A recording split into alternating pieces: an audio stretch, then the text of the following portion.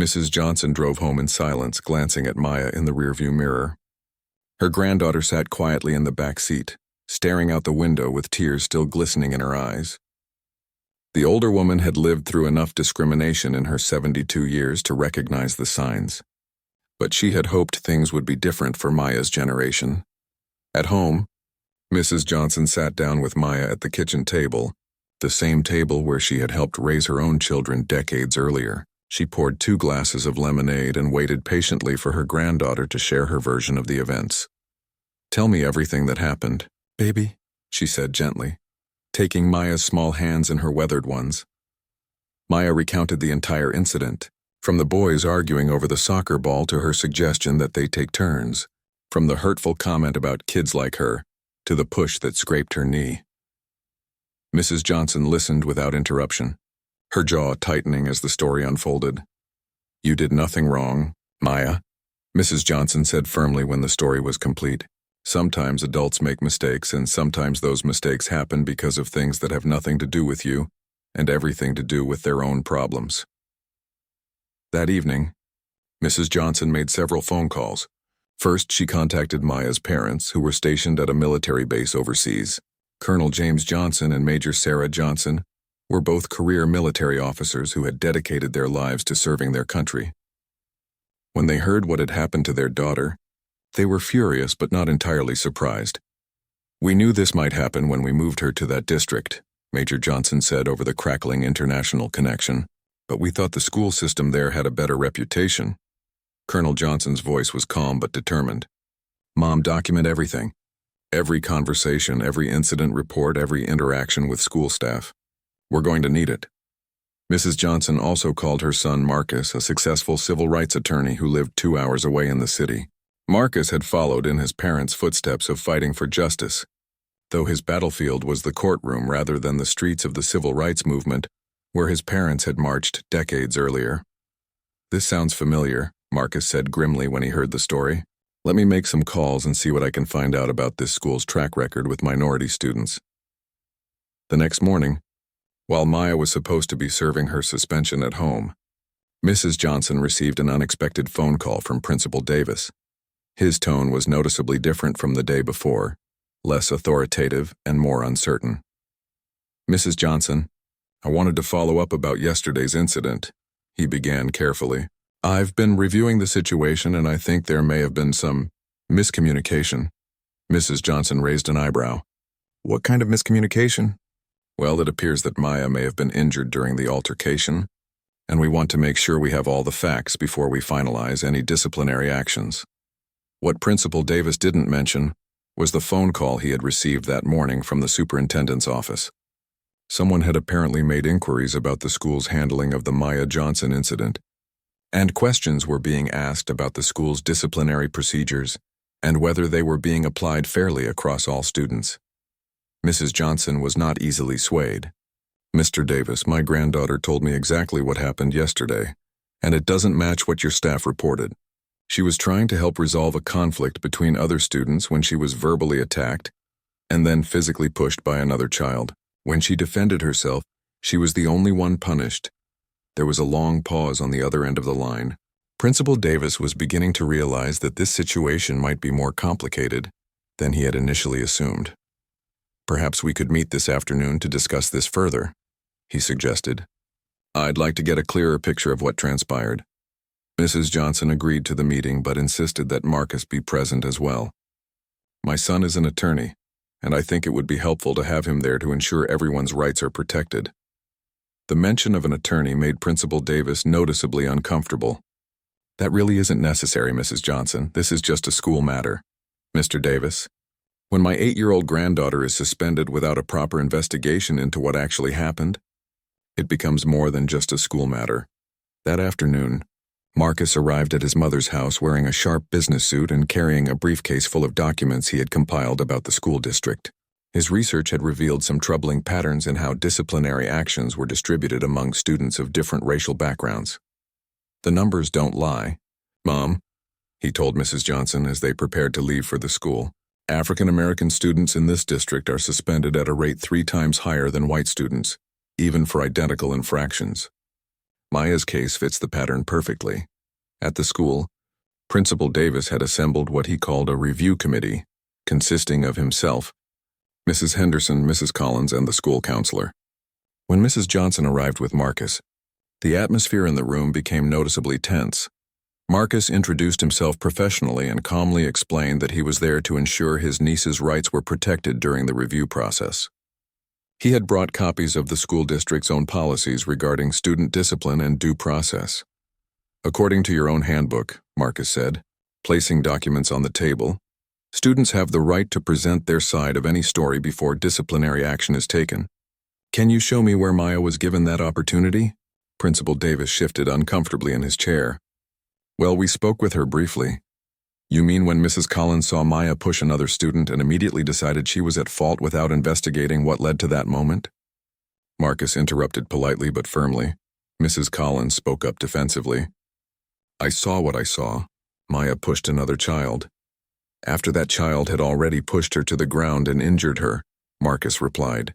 Are you saying that students in this school don't have the right to defend themselves when they're physically attacked? The room fell silent as the school officials realized the weakness of their position. They had acted on assumptions and incomplete information, and now they were being forced to confront the possibility that their judgment had been clouded by unconscious bias. Mrs. Henderson finally spoke. Maya has been disruptive in class since she started here. This incident fits with the pattern we've observed. Marcus opened his briefcase and pulled out another document. I'd like to review these disruptions you're referring to. According to the reports you filed, Maya asked questions during lessons, talked to other students during group work, and got up from her seat to sharpen her pencil. These are behaviors that, in any other context, would be considered normal. Childhood activities or even signs of an engaged student. Mrs. Johnson watched as her son methodically dismantled the school's case against Maya. She was proud of the man he had become, but heartbroken that such advocacy was necessary for an 8-year-old child whose only crime had been trying to help resolve a conflict between other children. The meeting stretched on for over an hour as Marcus presented evidence and asked pointed questions about the school's handling of the situation. With each passing minute, it became clearer that Maya had been treated unfairly from the beginning. The community's response to Maya's situation revealed deep divisions that many residents had preferred to ignore. At the next school board meeting, the auditorium was packed with parents, community members, and local media. The tension in the room was palpable as people lined up to speak during the public comment period. Mrs. Bradley, whose son was in Maya's class, stood at the microphone with obvious discomfort. I don't understand why we're making such a big deal about a playground fight, she said. Kids push each other all the time. Why is this different? Her comment was met with murmurs of agreement from some sections of the audience and sharp looks of disapproval from others. The divide was not just about Maya's specific case. It reflected deeper disagreements about race, privilege, and fairness in their community.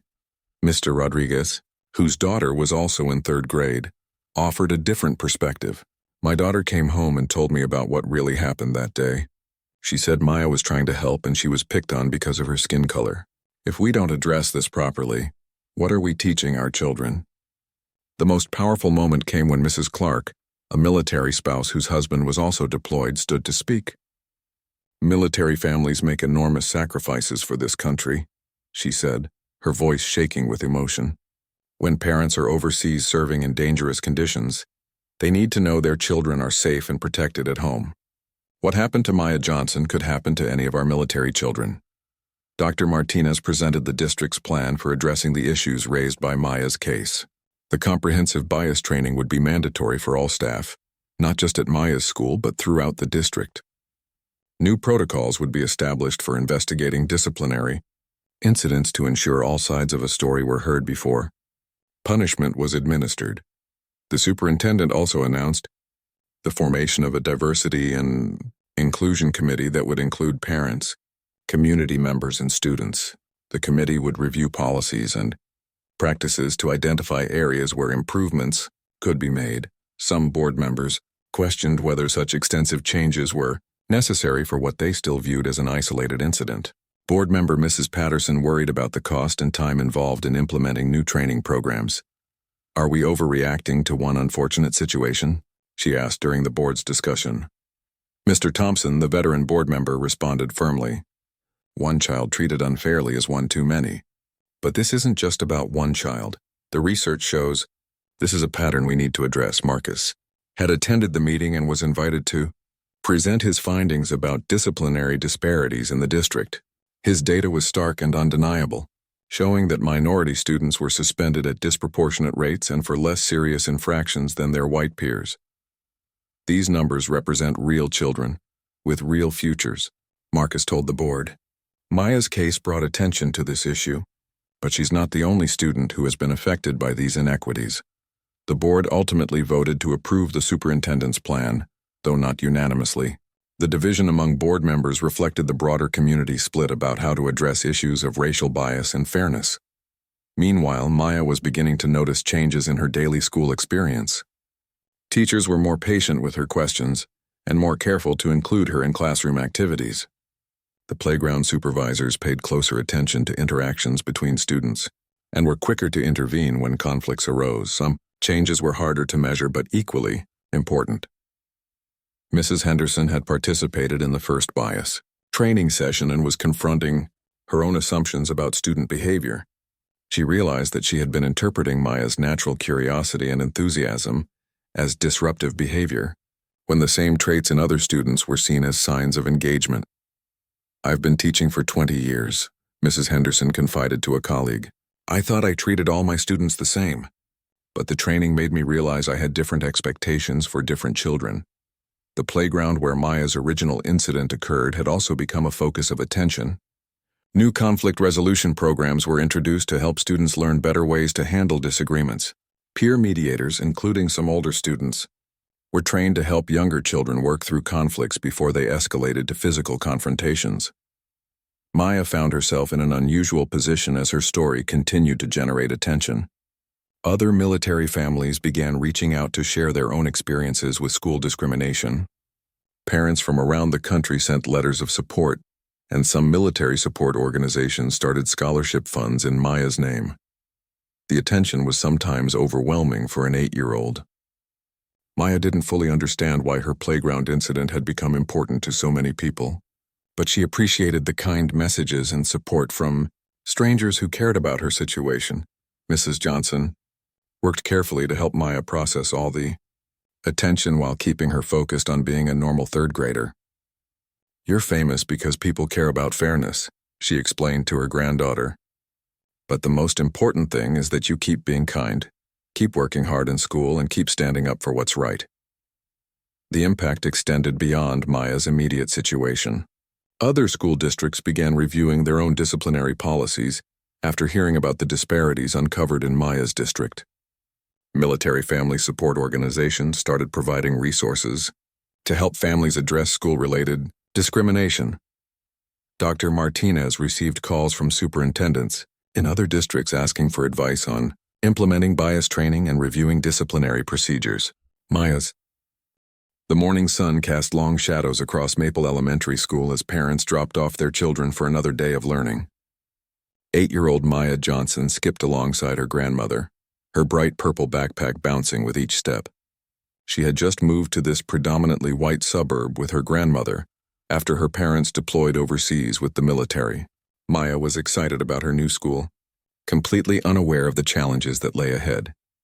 Mrs. Henderson, Maya's third-grade teacher, had warned the office about the new student situation.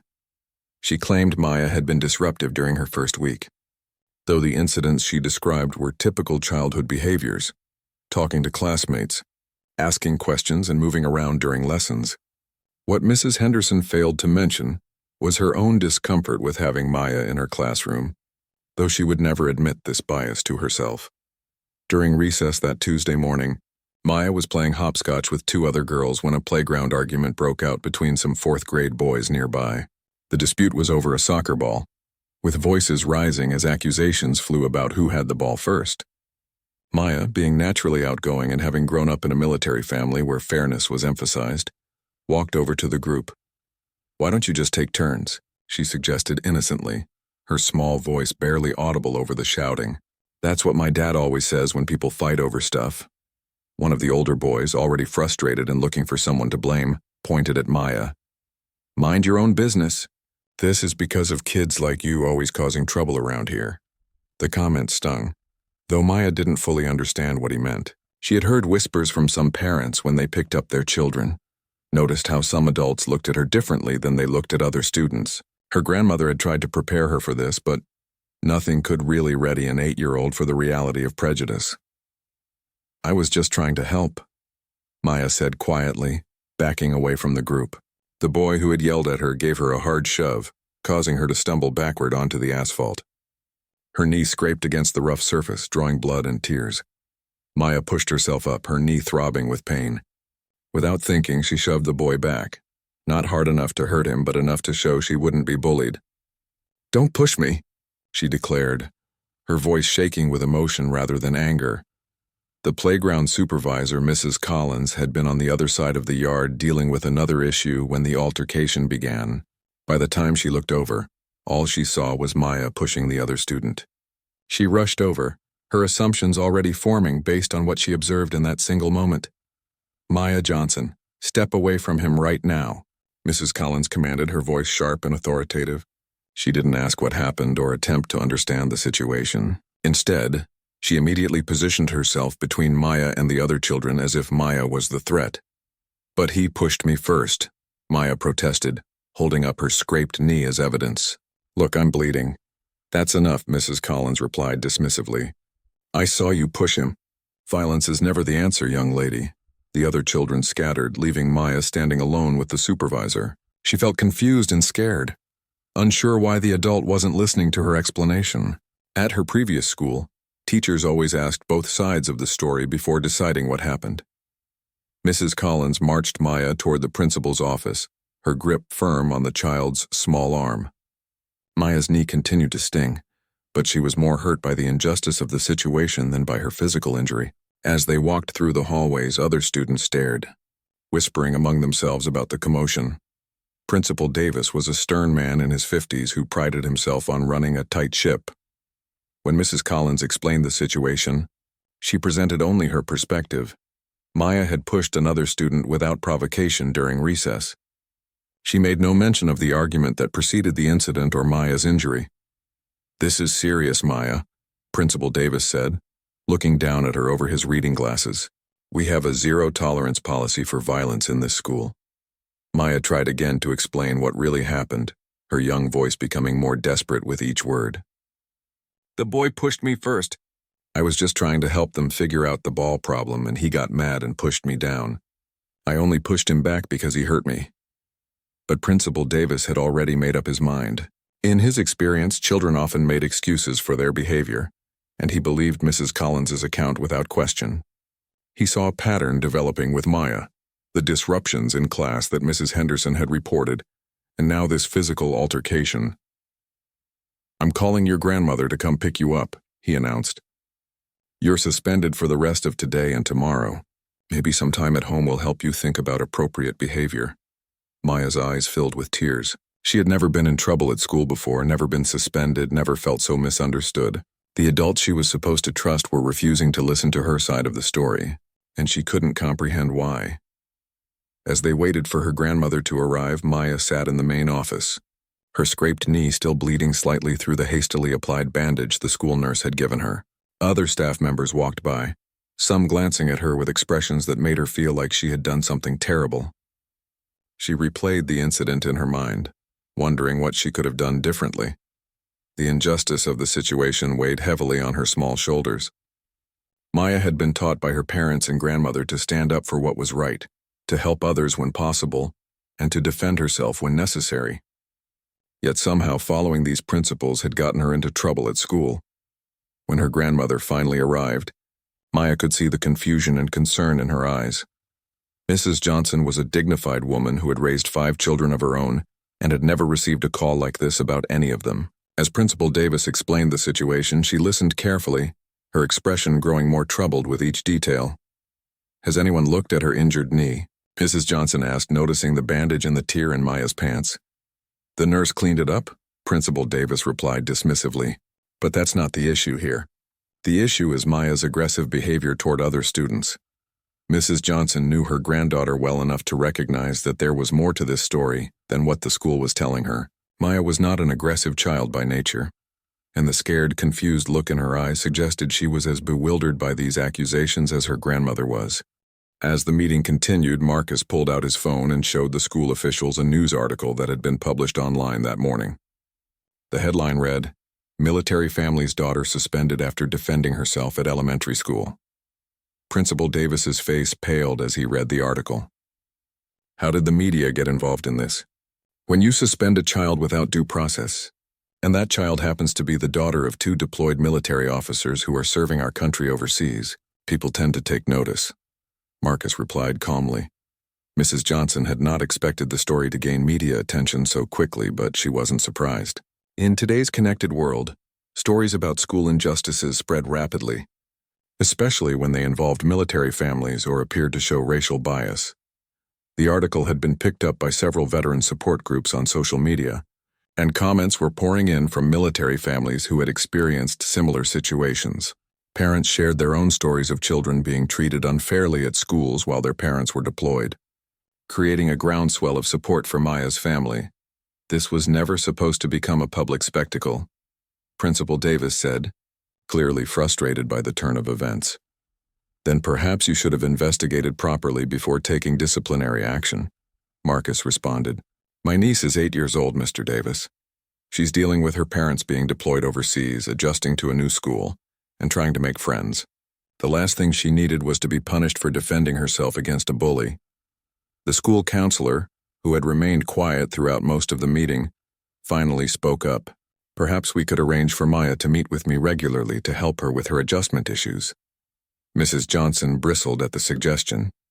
My granddaughter doesn't have adjustment issues. She has been subjected to unfair treatment by adults who should have protected her, instead of punishing her. Marcus leaned forward in his chair. Let me be clear about what's going to happen next. Maya's suspension will be removed from her record immediately. The school will issue a formal apology acknowledging that the incident was mishandled. And there will be additional training for staff on conflict resolution and unconscious bias. Now wait just a minute, Mrs. Henderson interjected. You can't come in here and start making demands. Actually, I can, Marcus replied, his voice remaining professional despite the tension in the room. Because what happened here was a violation of my niece's civil rights under the Equal Protection Clause. The evidence clearly shows that she was treated differently than other students would have been in the same situation. He pulled out another document from his briefcase. I've compiled disciplinary records for the past 2 years, and the pattern is unmistakable. White students who engage in physical altercations typically receive warnings or in-school suspensions. Students of color are much more likely to receive out-of-school suspensions or other harsh punishments. The room fell silent as the implications of Marcus's research sank in. The school officials realized they were not just dealing with one incident anymore, but potentially facing scrutiny of their entire disciplinary system. Principal Davis cleared his throat nervously. What exactly are you proposing? Marcus outlined his terms. Maya's record would be cleared. The school would implement bias training for all staff, and there would be a review of disciplinary procedures to ensure fair treatment for all students. He also requested that the school issue a public statement acknowledging their error. During a brief recess, the school officials huddled together in the hallway. The conversation was heated but quiet, with Principal Davis clearly feeling pressure from the superintendent's office to resolve the situation quickly and quietly. When they returned to the conference room, Principal Davis's demeanor had changed significantly. Mrs. Johnson, Marcus, we want to do what's right for Maya and for all our students. We're prepared to work with you on addressing these concerns. Mrs. Johnson studied the principal's face, looking for signs of sincerity. She had lived long enough to know the difference between genuine remorse and damage control, but she was willing to give them a chance to make things right. What about the other boy? She asked. The one who actually started the physical altercation by pushing Maya down? Mrs. Collins shifted uncomfortably. We'll be speaking with his parents as well. Will he receive the same suspension that Maya received? Marcus pressed. There was another uncomfortable pause. We'll handle that situation appropriately. Marcus shook his head. That's not good enough. If Maya was suspended for pushing another student, then the student who pushed her first should receive the same punishment. Otherwise, you're proving my point about unequal treatment. The hypocrisy of the situation was becoming impossible to ignore. The school had been quick to punish Maya for defending herself, but had made no effort to investigate or discipline the student who had actually initiated the physical confrontation. Principal Davis finally agreed that the other student would also be spoken to and that appropriate action would be taken. It wasn't everything Marcus had hoped for, but it was progress. As the meeting wound down, Mrs. Henderson made one more attempt to justify her earlier reports about Maya's classroom behavior. I still maintain that Maya has been disruptive in class. Marcus pulled out one final document. Mrs. Henderson, I've reviewed Maya's academic records from her previous school. She was an honor roll student with exemplary behavior marks. Her teachers there described her as curious, helpful, and well-behaved. Are you suggesting that she suddenly became a different child when she walked into your classroom? The question hung in the air, unanswered but powerful in its implications. Outside in the parking lot after the meeting, Mrs. Johnson hugged her son tightly. Thank you for standing up for Maya, she said. That's what family does, Marcus replied. But this shouldn't have been necessary in the first place. As they drove home separately, both were thinking about Maya and the lesson she was learning about justice, advocacy, and standing up for what's right. The 8-year-old was at home doing homework, unaware that her case had become a symbol for other families facing similar challenges. That evening, Mrs. Johnson received calls from local news stations wanting to interview the family.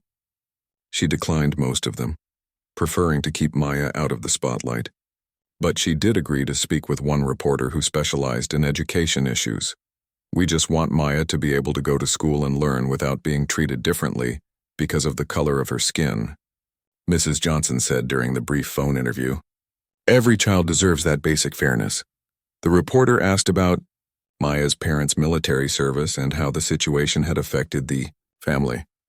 Mrs. Johnson spoke proudly of her son and daughter-in-law's dedication to their country and their heartbreak at not being able to be there for their daughter during this difficult time.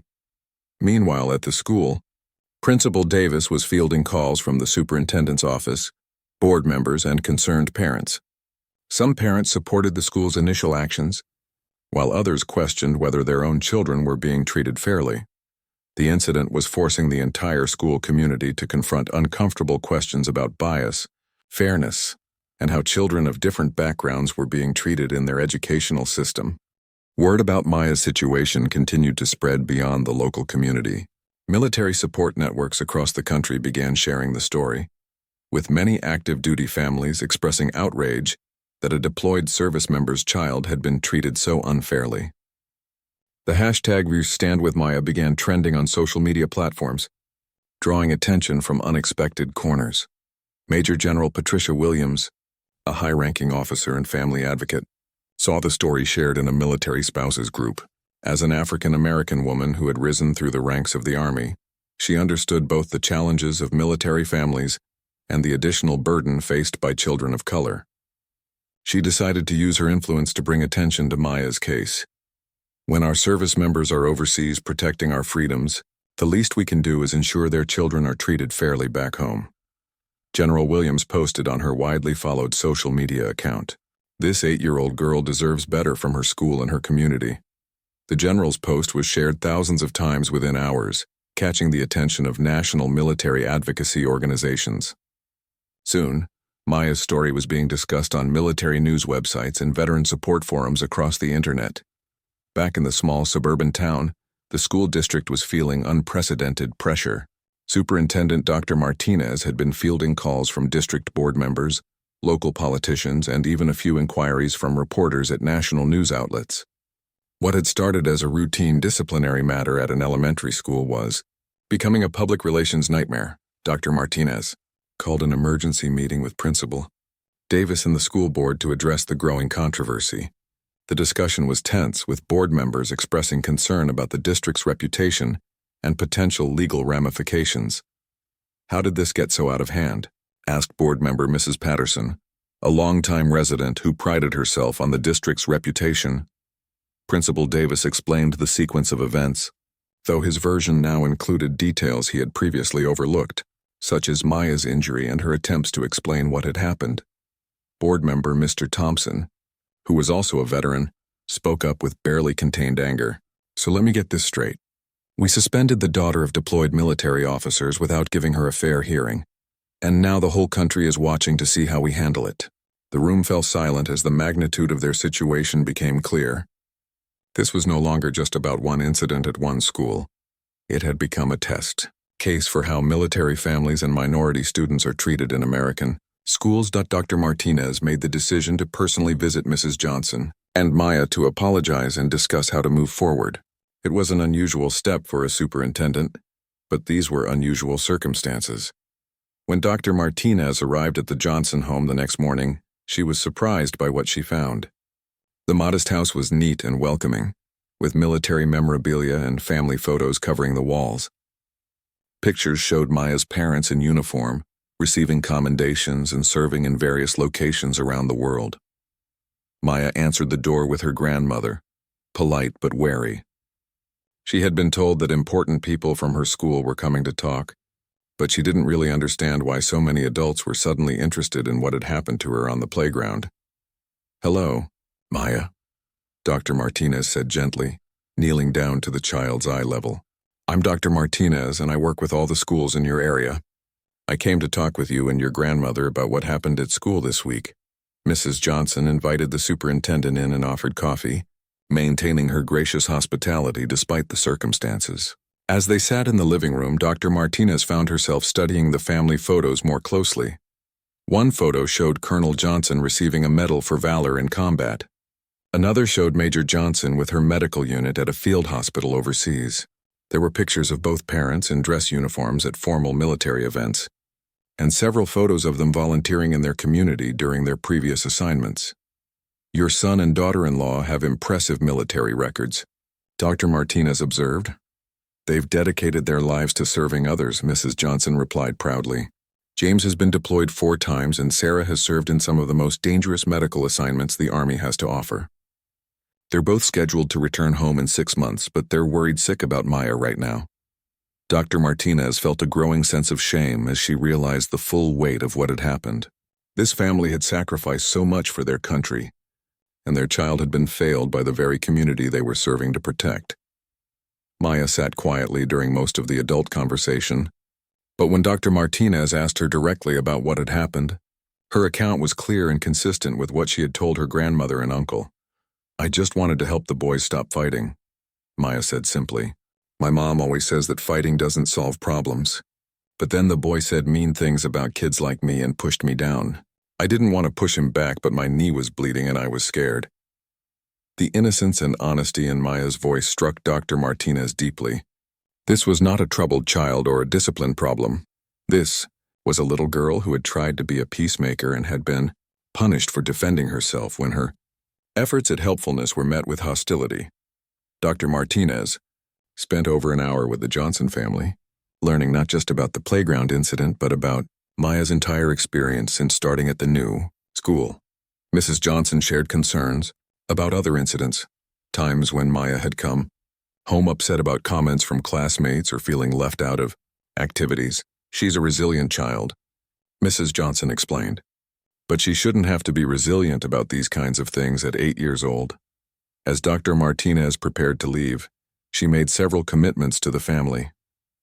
The district would not only remove Maya's suspension from her record, but would also implement comprehensive bias training for all staff. There would be a thorough review of disciplinary procedures to ensure equal treatment for all students. And most importantly, there would be ongoing support for Maya to ensure she felt safe and welcomed at school. "I want to personally apologize to you, Maya," Dr. Martinez said, looking directly at the young girl. "The adults at your school made mistakes, and you were hurt because of those mistakes. That should never have happened."